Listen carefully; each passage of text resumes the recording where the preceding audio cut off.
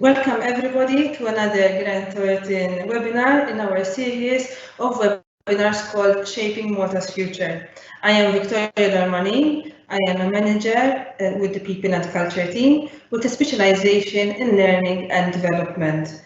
I am also an accountant and I am a mother of two toddlers aged 3 and 1, and I'm also social optimist.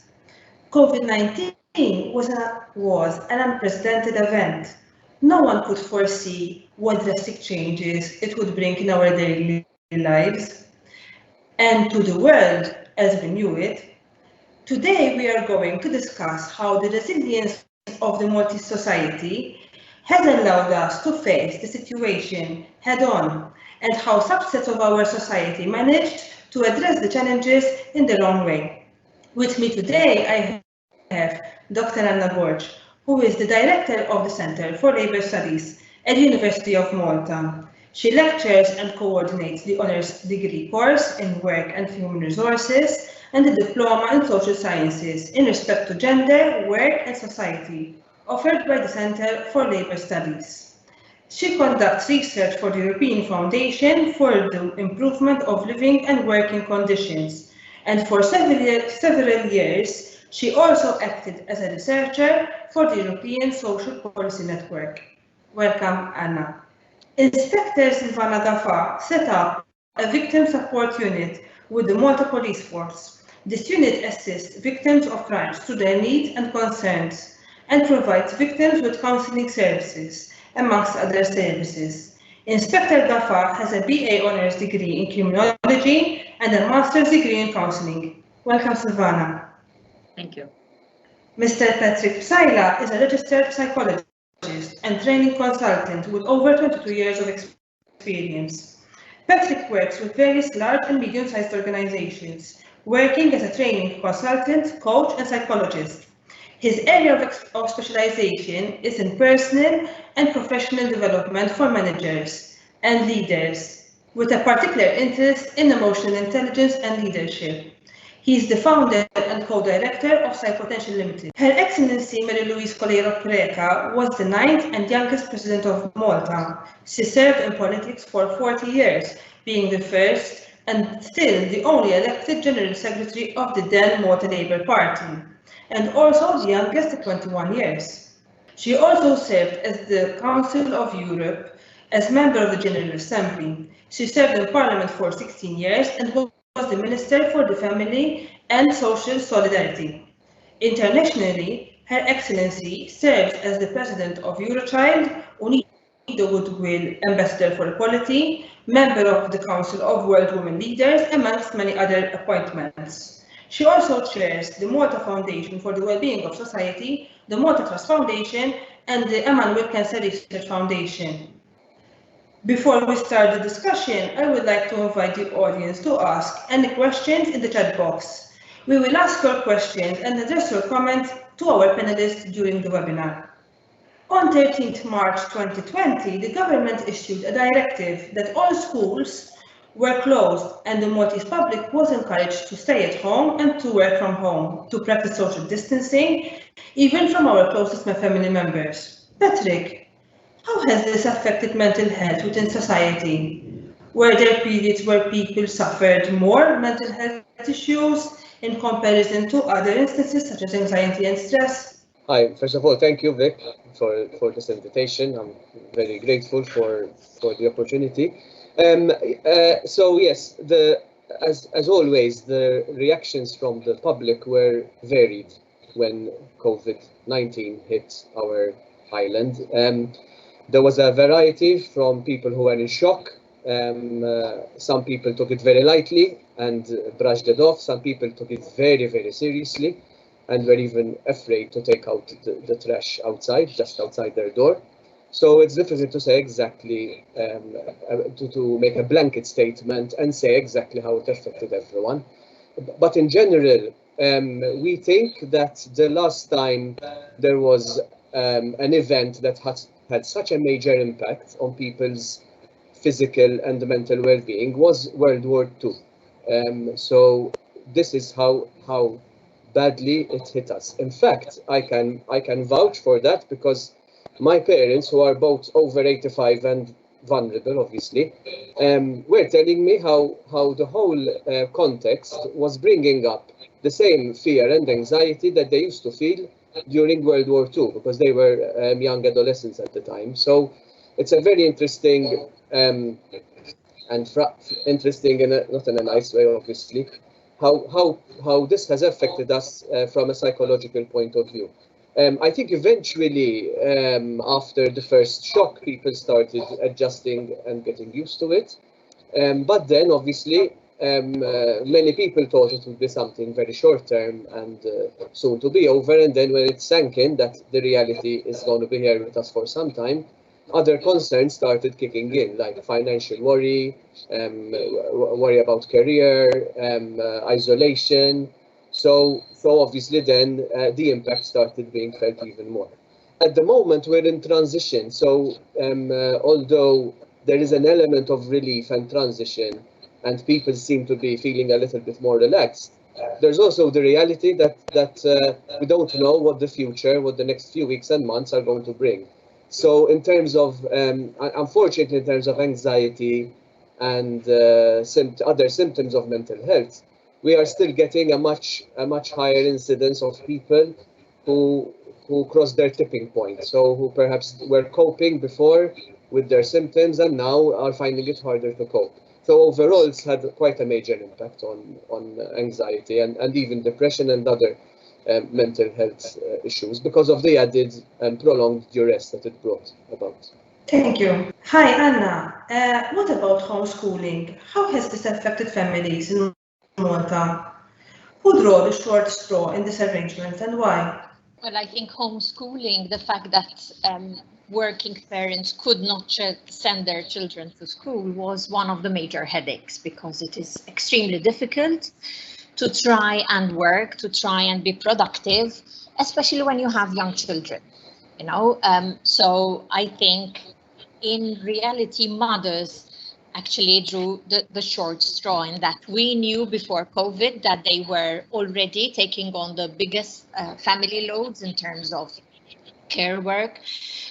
But during COVID, definitely we have seen, at least I have seen research, not from Malta because there is very little research, but research from abroad, which shows how trying to, you know, cope with young children, having to cope with your work, added a lot of pressure on mothers, especially those who had problems with resources. For example, if you have one computer, who's going to use it in the family? You know, like if there are two children having to be homeschooled at the same time, which child do you choose if you have a problem? You know, if you live in a house where it's very small, it's very cramped, and there is noise all around, how do you make sure that you can work, that you can be productive, that those children do not disturb each other, you know, it's especially depending on their age, because you could have a young child who is just a toddler and who just wants to play and make a lot of noise. So I think when you look at research from abroad, this brought a lot of conflicts, and many mothers reported that they were actually exhausted by the end. And I think it's perhaps a lot of mothers appreciated you know, the possibility of sending their children to school and what teachers go through in having to, you know, keep children, you know, keep their attention and so on, which is, so overall it was very challenging, and I think mothers found it especially more challenging. Thank you very much. Your comment is very true. Silvana, unfortunately, domestic violence is the third most common crime in Malta. Domestic violence crosses all economic strata and affects women, children, and men alike. What a situation where the victims were locked in with their perpetrators due to working from home arrangements and social distancing requirements. Has there been a spike in domestic violence in Malta? How has the victim support unit adapted to this change? So, from our statistics, we did not notice a significant rise in reported cases of domestic violence as a result of this partial lockdown. When we compare this year's statistics to last year's, the number of domestic violence cases in March, there were around 117 cases, whilst in April we had around 107. So, although as NGOs and even us, police officers ourselves, we were concerned that we're going to have an increase in domestic violence reports, the number of cases remained on average the same. Roughly, we have around 110 cases a month. So, presso poco, it was the same figures even this year. However, I am sure that these figures do not reflect the reality of victims suffering domestic violence, for sure, and some might be reluctant to come forward, and even others might not be possible for them to report their cases. During the COVID period, victims were also given the possibility to file reports online or even on the telephone, because before this pandemic, we did not used to accept reports, especially on the telephone, because we would need to know, the victim would need to know that the person actually who is doing the report is actually the same person who is talking to us. But because of the situation, we had to make the necessary arrangements to adapt. And also, we left the possibility of a victim to go physically to the police station. Because when you are suffering domestic violence, it is something that needs the attention and assistance there and then. So the possibility of going to the police station was still there, and the police and approach, because nowadays, when you report a domestic violence case, the incident is the police officers will call immediately approach, and the social worker will be present with the victim to make the report. So both the police and the approach were still present at the police station to help and assist victim even through this pandemic. Obviously, they took the necessary precautions both for the safety of the victim and themselves, but we kept on taking reports as usual. We also issued an internal standard operating procedure guideline so that the police will be able to follow these guidelines as regards to safety.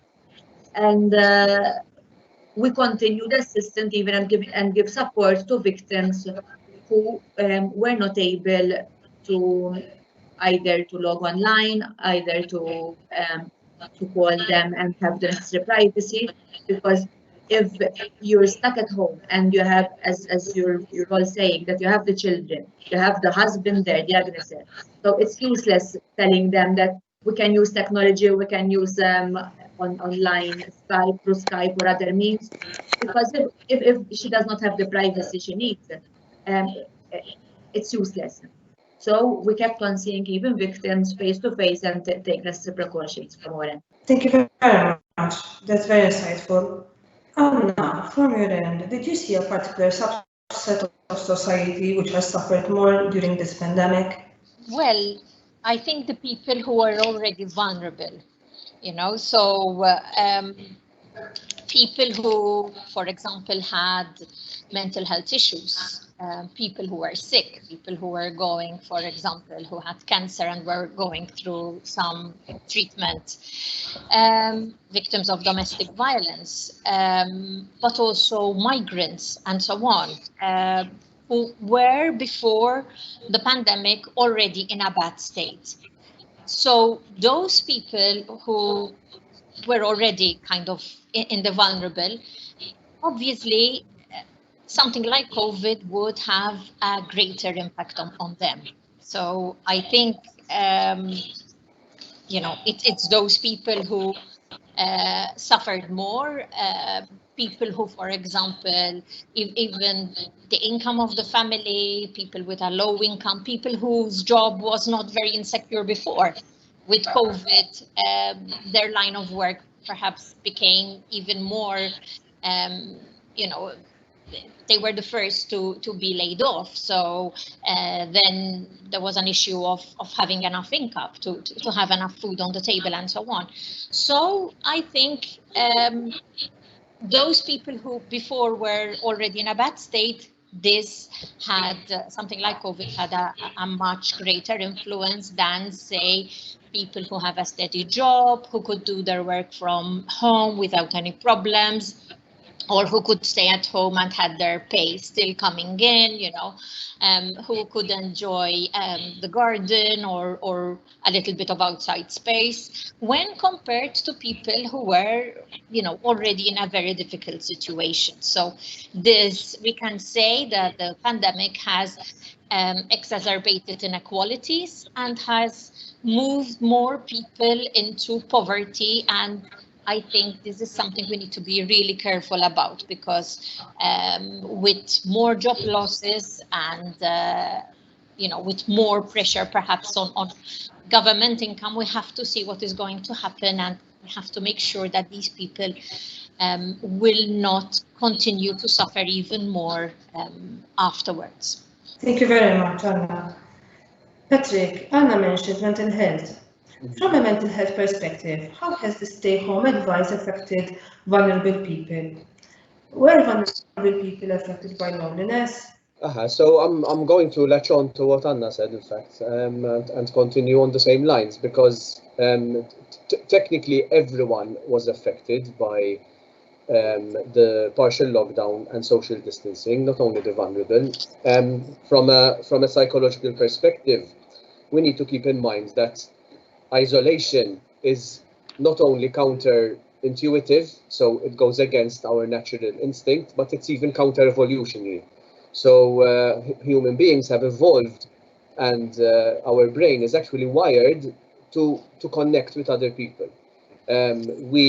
What gave us superiority over all other creatures on the planet was the fact that we started operating in clusters, communicating then with language and creating community.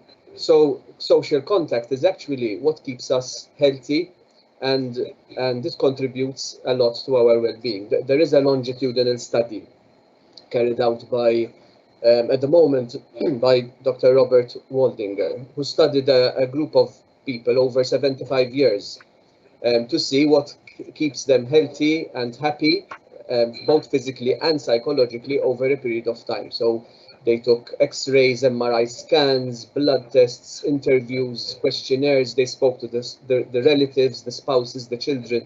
And the one factor that came out very strongly that keeps us healthy and happy as we grow older was close, meaningful relationships. Okay, so imagine the impact that this had when we were forced not to stay away from our loved ones, not to visit our elderly parents, or not to meet our close friends.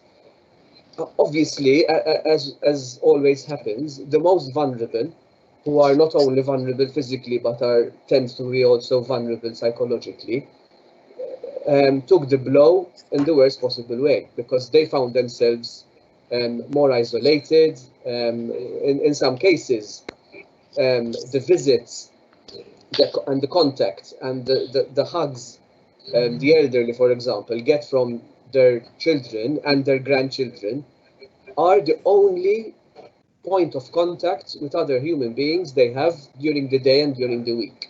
So imagine how it must have impacted them, the fact that they were deprived of this contact. So yes, definitely, more vulnerable people were impacted more by loneliness, and as a result, they were affected more by the mental health consequences that loneliness brings, because there's a lot of research out there that shows that loneliness not only impacts our mental well-being, but even our physical well-being. And the conclusion is actually that loneliness kills. Okay, so we are not designed to live in isolation. No wonder that solitary confinement was often used as the most severe form of punishment, because it's torture. Okay, so people who are living on their own, who are vulnerable, who couldn't have contact with friends, with family, with the outside world, definitely suffered. And this is not only statistical; it's also my experience from the people that I work with and the people around me. So while it is stating the obvious in a way, I think we need to be mindful of the fact that we need to do everything possible, especially should the second wave come, to maintain and find other ways of maintaining connection with the people that are vulnerable. Okay, so my point is that social distancing. Very interesting point of view. And social distancing does not need to be emotional distancing. So I would prefer to call it physical distancing, not social distancing, and keep socially and emotionally close by other means. So I think that is a really, really important point that we need to keep in mind. Thank you very much, Patrick. It's very insightful and very true what you said. Silvana, from your perspective, are vulnerable people at a higher risk of being victims of crime? Has COVID-19 increased the sense of loneliness amongst victims? Patrick obviously said it has, but how has it affected victims of crime? Unfortunately, vulnerable victims are always at a higher risk of being victims of crime, as Anna just said, and even Patrick. Irrespective of COVID, if you are a vulnerable person, you are at a higher risk of becoming a victim. These are persons who often even depend on others, such as including children, elderly persons, persons with disability, persons with health issues.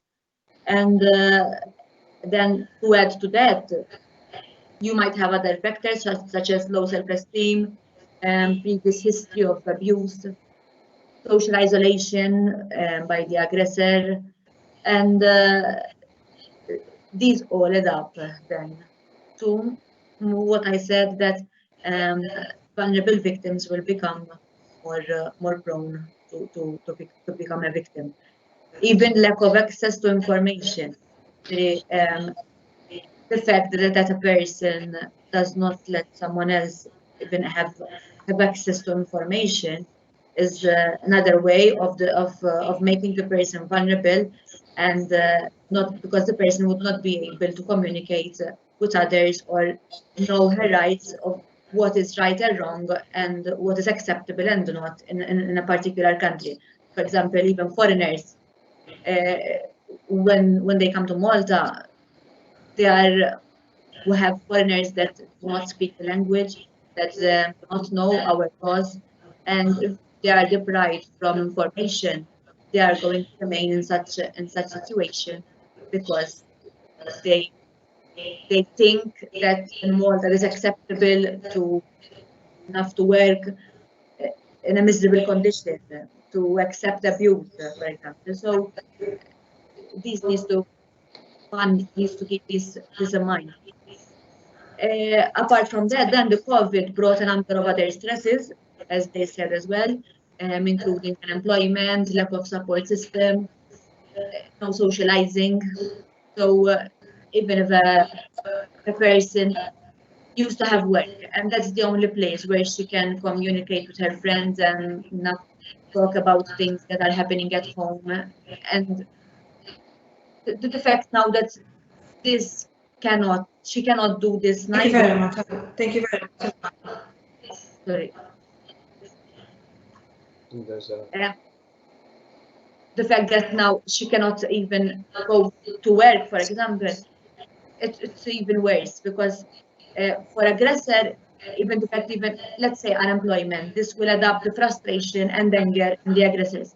And with regards to the victim, it will bring a sense of loneliness for victims because they will be controlled by the perpetrator even more, isolated from all her family and friends. So as a unit, we made sure that even the persons that we used to follow, the victims that we used to follow, we kept on contact with them. As they used to call us, even if they just went to the grocery, we let them make contact with us themselves, but we tried to keep contact with them because there are victims who have no support whatsoever. They do not have the family, or the family do not approve of what they are going through. So it was quite difficult to cope with the victims during the situation. And apart from that, the police also, and not just the police, but it was the 112 app was introduced as well, and This gave the possibility to victims to report cases of emergency through an SMS. So if we send an SMS through this app, the police will be able to know the location of the person and will be able to go on site.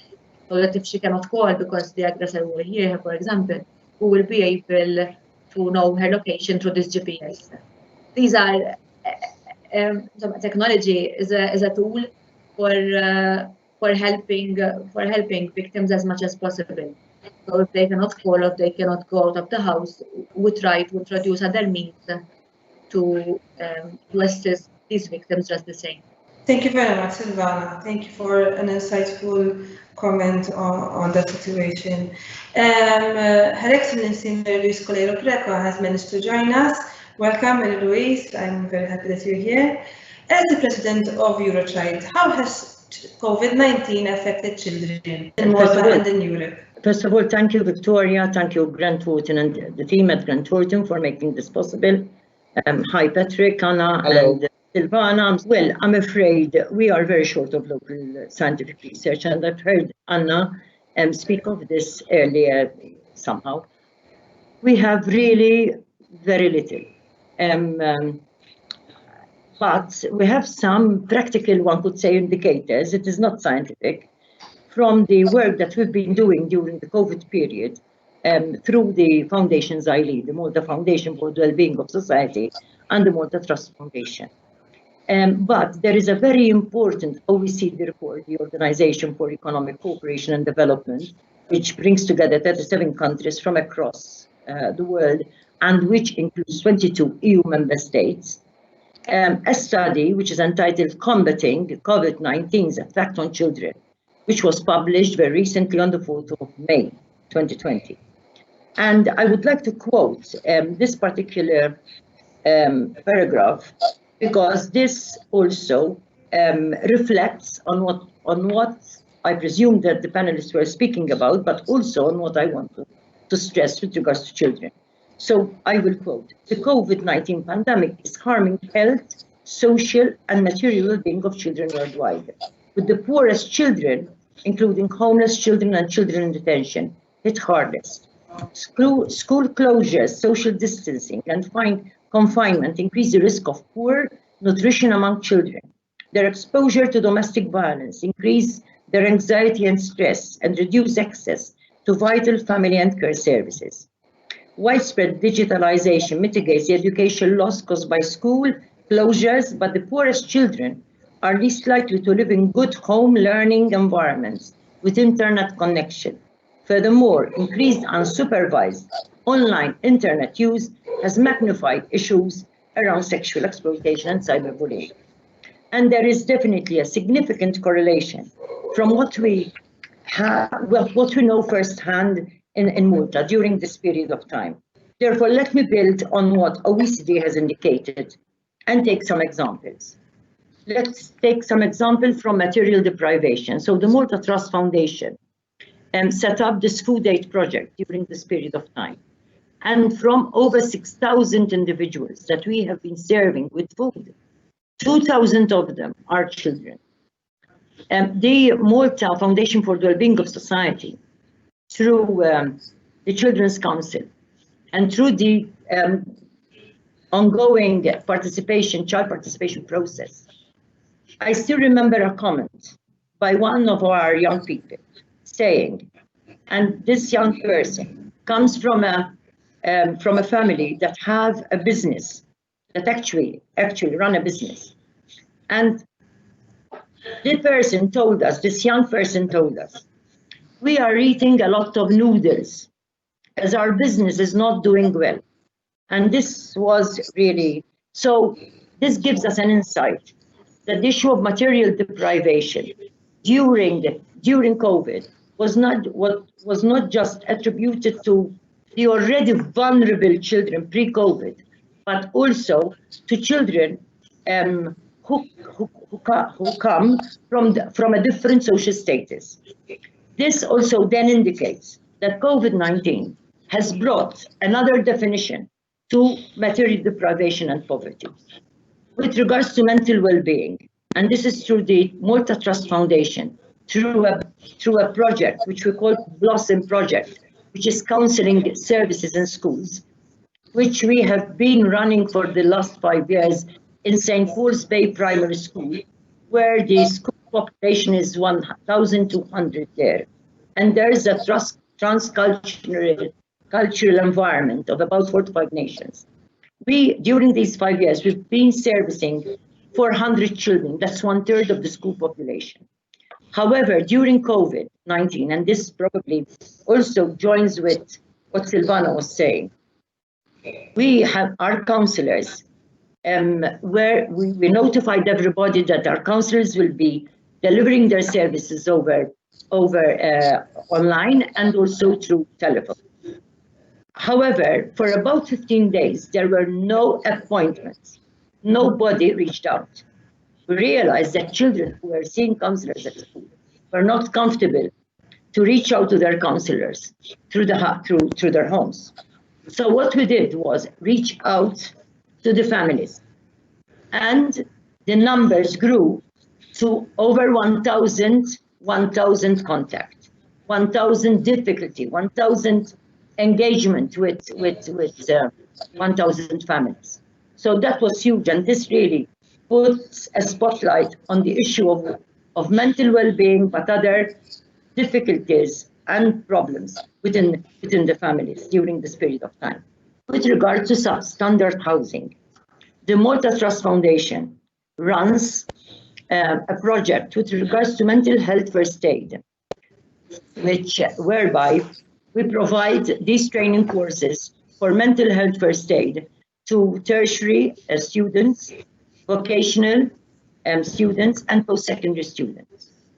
And while we were engaging in a conversation with the student organizations of these different education institutions, we were told by the young people, by the students themselves, that during their online lessons, there were quite a number of students who they have never seen their faces on screen.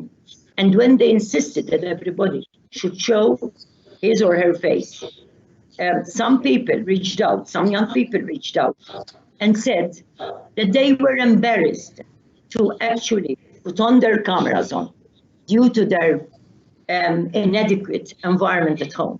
So this also puts a spotlight on a certain issue. Then, with regards to pre-COVID vulnerability and the way COVID has compounded those children that were already vulnerable and suffering from inequalities, one should look at the World Health Organization report, which is a very recent report. It is spotlight on adolescent and health and well-being, and there is the part that speaks about mood, and the indicators. Then, this is the findings are from 2017 to 2018. So this is a pre-COVID indicator. We unfortunately, with regards to children, we hit mainly nearly all the boxes in negatively. So we're speaking of eating behaviors and oral health, physical activity, overweight, mental well-being, and bullying and violence, alcohol, tobacco, and cannabis use, and all that.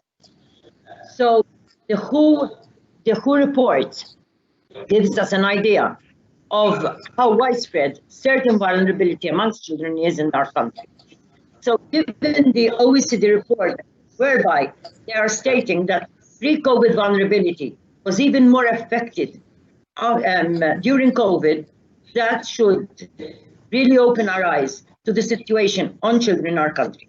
Now, on a European level, and that is with my other hat as president of Eurochild, Eurochild is a pan-European network of about 200 organizations across, all through the European Union member states, but also there are 8 other European countries. Child poverty in Europe, pre-COVID-19, was in the region of 23 million. That would be 1 in 4 children.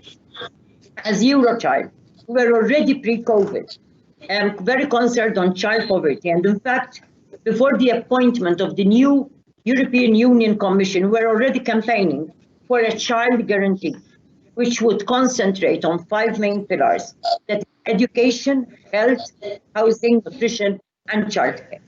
Right now, just before the Leaders Summit of last week, which ended yesterday, we are and we will continue to campaign for EU governments to dedicate 5% of the European Social Fund Plus resources to address child poverty.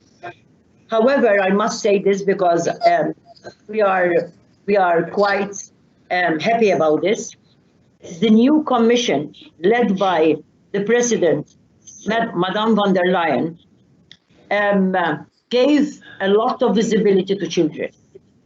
She has appointed a vice president who is Madame Suica, and she has mandated her to develop a comprehensive children's strategy where children's rights are to be safeguarded, and also appointed Commissioner Schmidt, who is in charge of employment, and mandated him to develop the child guarantee. Therefore, we hope that this visibility and efforts by the Commission is given due consideration and necessary action by European politicians. As OECD, through the report I have already mentioned, is advocating for immediate, and I'm quoting, immediate government measures to ensure that children have access to food, receive protection against child abuse and neglect, have continued access to child physical and mental health services, and can navigate safely on the internet. The last sentence that I will quote: policies also need to support parental employment, since it is key to fighting child poverty. We cannot be complacent on child poverty in all its definitions, as we know through other projections and predictions by, for example, World Bank, World Bank is estimating that increases in poverty will affect 40 to 60 million people, while the United Nations is estimating that poverty will increase by 84 to 132 million. UNICEF is being more specific on child poverty and is estimating that the global socio-economic crisis caused by the pandemic would push 117 million more into monetary poor households by the end of the year. This is 2020. UNICEF's projections are very recent. They've been published on the 29th of June. These same projections by UNICEF are highlighting that countries across Europe and Central Asia could see the significant increase, up to 44% across the region. UNICEF insists that immediate loss of income means families are less able to afford basics, including food and water, and are less likely to access healthcare or education. Whatever is the amount of the increase, all international organizations are estimating that the effect of the pandemic will result in an increase in poverty, which will undoubtedly affect directly children. So, coming back to Malta, we cannot stare at the situation. We need to do something really drastic, because from the hands-on indicators, there are quite a number of children who are suffering from child poverty in all its definitions. So this is my reaction to your question, Victoria. Thank you very much. Very, very insightful. In fact, we had a comment from one of the attendees, and they said that I would like to add that even young children suffered in their own way. Your Excellency expressed my thought very well. Thank you. That was a comment from our attendees. I will read more comments if they come in. Going on to what Her Excellency has just said, Anna, is poverty gender neutral? How has this affected women? Throughout the world, women have suffered even greater inequalities during COVID-19, as Her Excellency has mentioned as well, with job loss, financial loss, access to health services. Although she was taking it from a child perspective, how has this affected women? Well, we definitely know that poverty is not gender neutral. Okay, we are witnessing a phenomenon called feminization of poverty, which means that women have a higher incidence of poverty than men, that their poverty is usually more severe than that of men, and we are seeing poverty amongst women on the increase. Okay, now this is coming from three main reasons. First of all, the division of work. We know that women do a lot more unpaid work in the family. And so this affects their income, this affects their pension, and especially if there are separations and so on, it is women who usually are responsible for their children and who carry also, then bigger expenses and bigger burdens. Then there is inequality in resources. Women have access to less capital, they have fewer cars, fewer property on as a fallback position in case something happens. And women are also unequal when it comes to power. So they have less control on what happens, and this is conditioned by legal, by social, by cultural and other factors. So yes, we can definitely say that poverty is not gender neutral. And this also, if we have to look at the impact of COVID on Maltese women, I think Maltese women are not an exception. So yes, they suffered more and suffered the same fate, in that women, for example, are more likely to work part-time. And when you work part-time, usually if there is a problem, you are the first one, you are the first one who is made redundant. They are more easily laid off. They are more likely to work in the informal economy. And during this pandemic, for example, all those women who worked as cleaners and so on could not go to the other houses. And women are also more likely to work in the services industries, which were not considered as being essential. So they suffered a bigger blow. One last point, I tried to look at what happened in relation to unemployment. I looked up NSO data on unemployment, which has just been released by our National Statistics Office. And when we compare May this year with May last year, the unemployment for men grew by 130%, whilst the unemployment for women grew by 240%. So we have clear evidence that this pandemic has had dealt a major blow to women, and they are again, taking a bigger brunt of this pandemic, unfortunately. That's very, very true. Thank you very much. Silvana, do you think that enough support is being provided towards women in such cases where women are suffering from such inequalities? It depends what inequalities you are referring to, because obviously from our end, we're taking into consideration those inequalities which are related to criminal offences. I can still confirm that women usually suffer more inequalities in general. And as to our services, when we compare numbers, also we have a larger number of women than men seeking support, which means that even as reports filed to the police, it is usually women who are victims of crime, not the other way around. Although there may be other reasons for men not filing maybe police reports or deciding not to report their crime, still worldwide it's confirmed that victims of crime are, let's say, especially domestic violence, it is suffered much more. Women suffer much more domestic violence than men. However, with regards to support, we offer equal support to any victim of crime. So any person who comes to our offices or to the police and requests support, we will offer them equal support.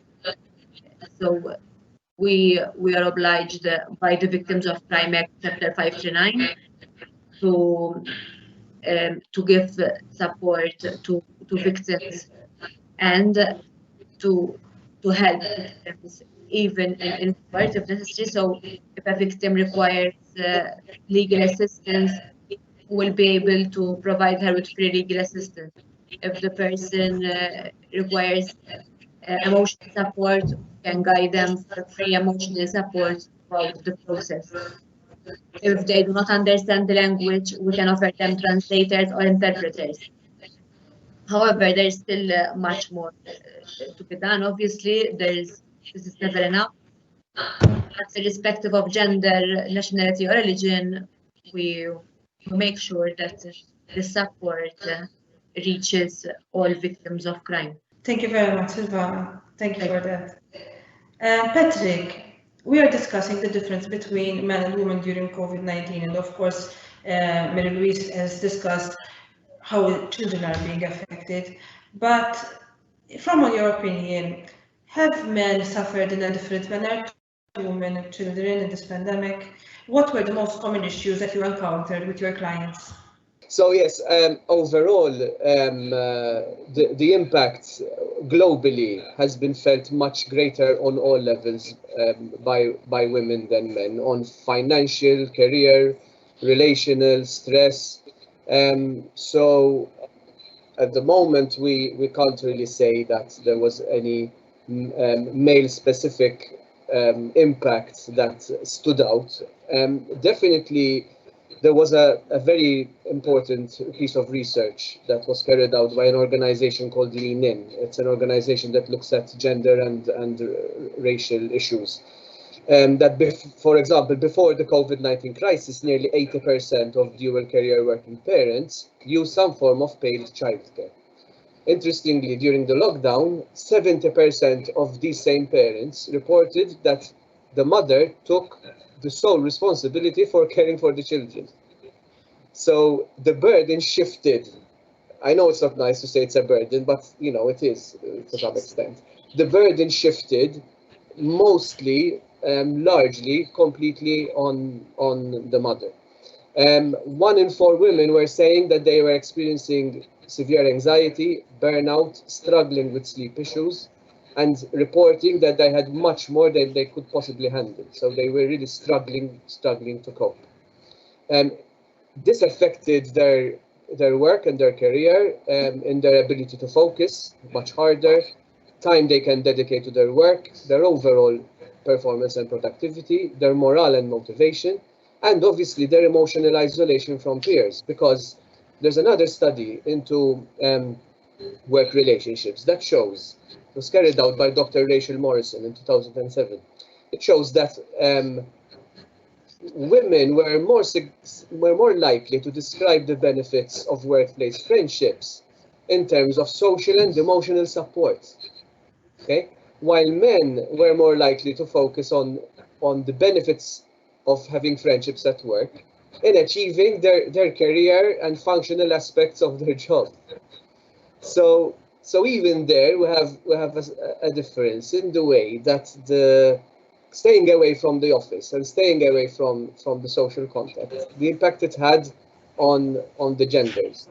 What I think that we should get out of this is an excellent opportunity for men to wake up and realize and appreciate the reality that is around us. This is an opportunity because most of us now have experienced being at home and seen what it's like to try and cope with everything, okay?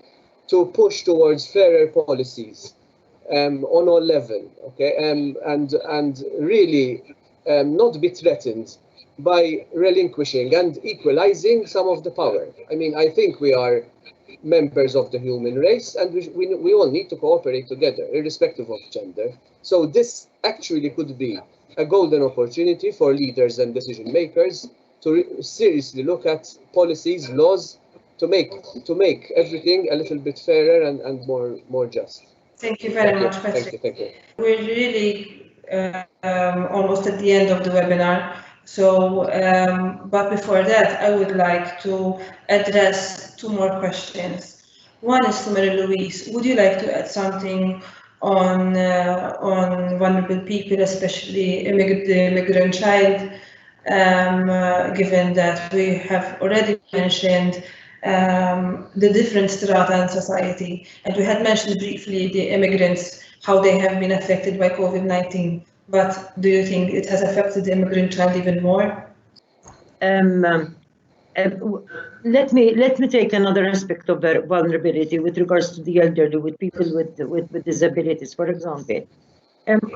I think we must, first and foremost, I think we must acknowledge that civil society organizations took the lead on many areas of the situation, one could say. Although authorities have tried to encourage the elderly, for example, being a vulnerable group, to stay at home, and but I believe that we could have done more, because it is on one hand you can keep somebody at home for a long time, but nothing being engaged in something to pass away the time, just spending hours on end at watching television or staring in space, that has dealt, I believe, a blow on many of them. In fact, a study which was conducted between the 23rd and 30th March by Dr. Mari Brugulio together with two other economists. This study is called the COVID-19 pandemic and the impact on the well-being of people. And this was conducted in the period between the 23rd and 30th March on the COVID-19 pandemic and the impact on the well-being of the people of Malta. Very briefly, because it is much deeper than what I'm just going to mention the fact that due to lockdown and a number of other factors, there was a greater impact on the 60+ cohort, and who in normal times were sort of always indicated as enjoying more life satisfaction.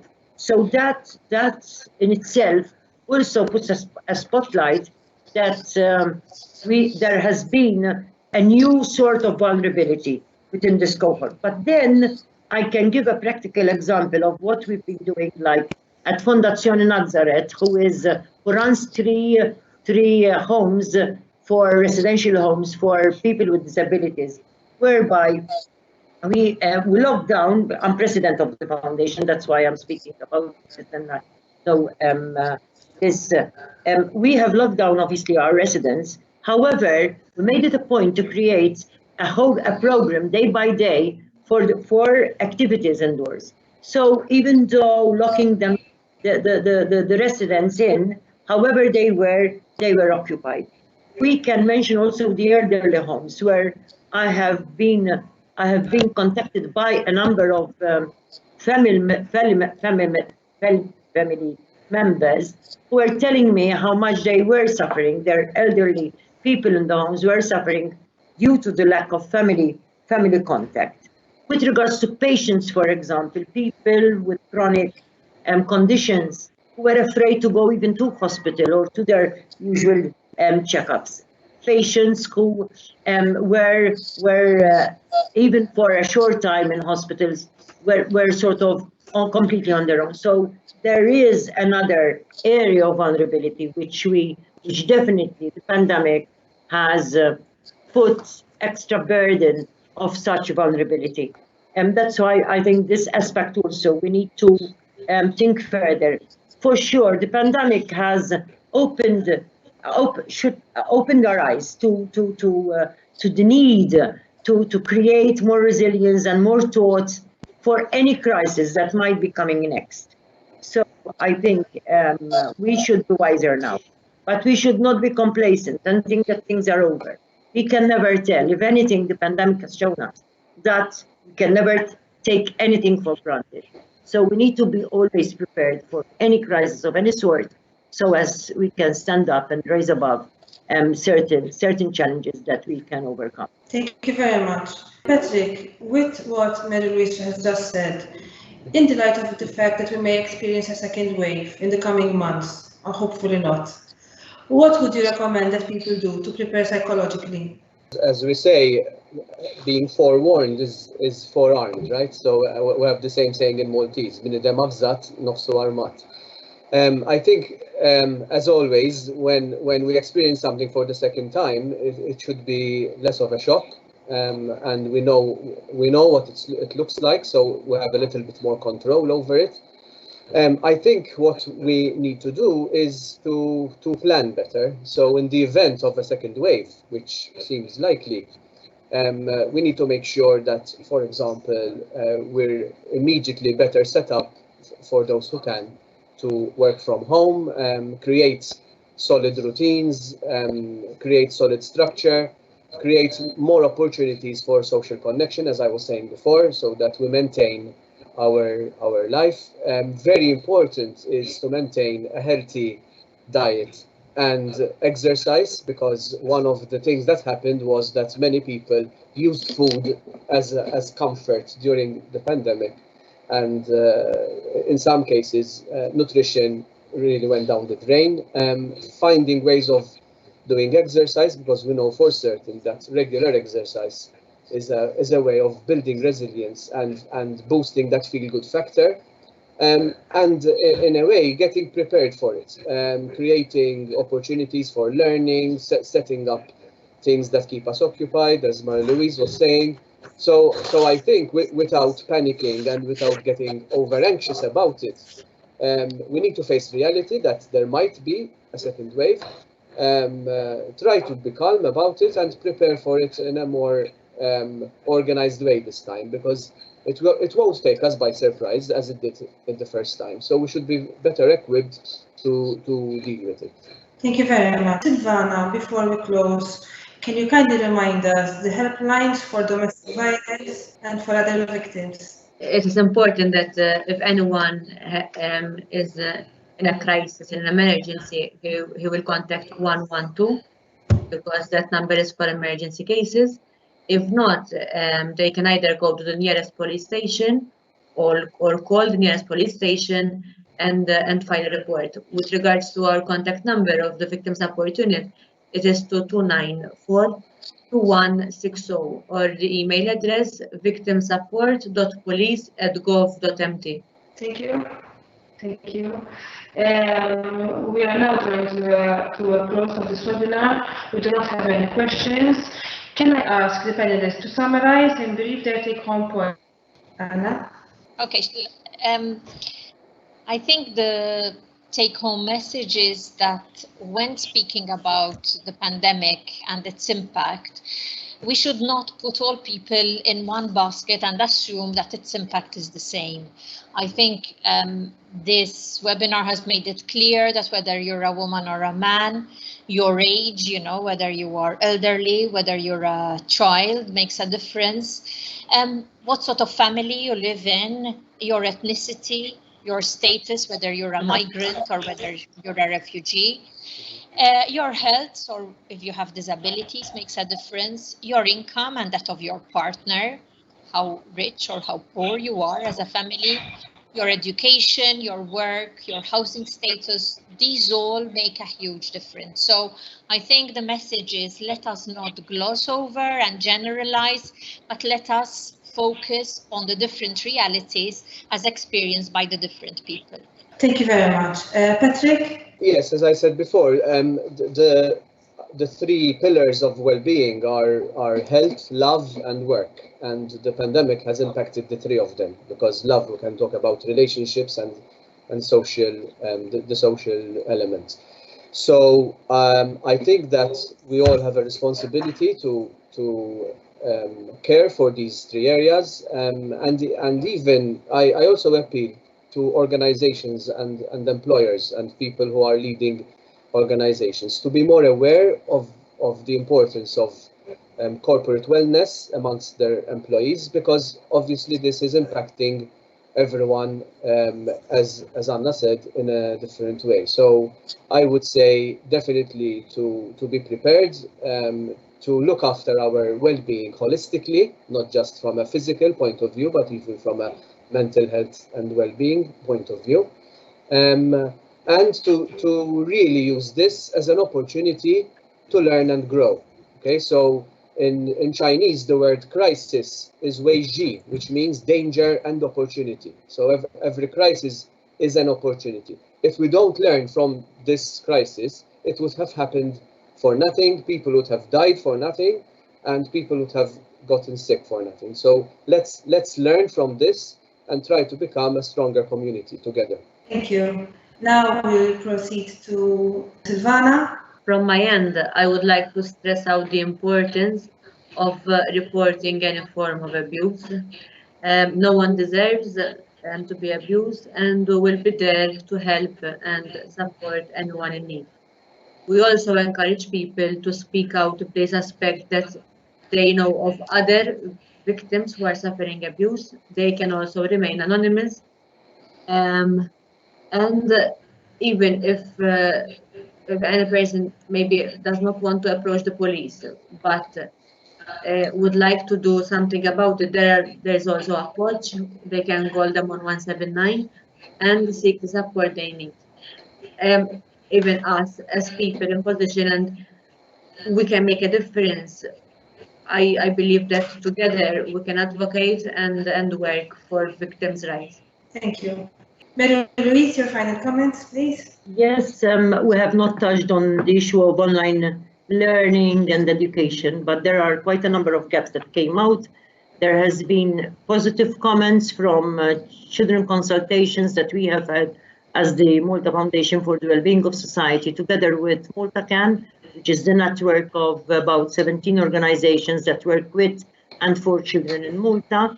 However, we know also that there is the issue of digital divide has really came to the fore, whereby children, for example, more than one child in one household could not afford to have enough laptops or computers so that they can follow, or else the environment within the home, the lack of parents' agency in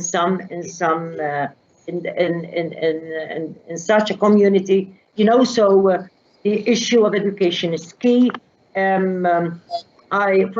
number of students have completely vanished from the radar, and this also came through teachers who have commented on during a webinar which the Malta Foundation for the Wellbeing of Society has organized and led by Professor Karm Borch.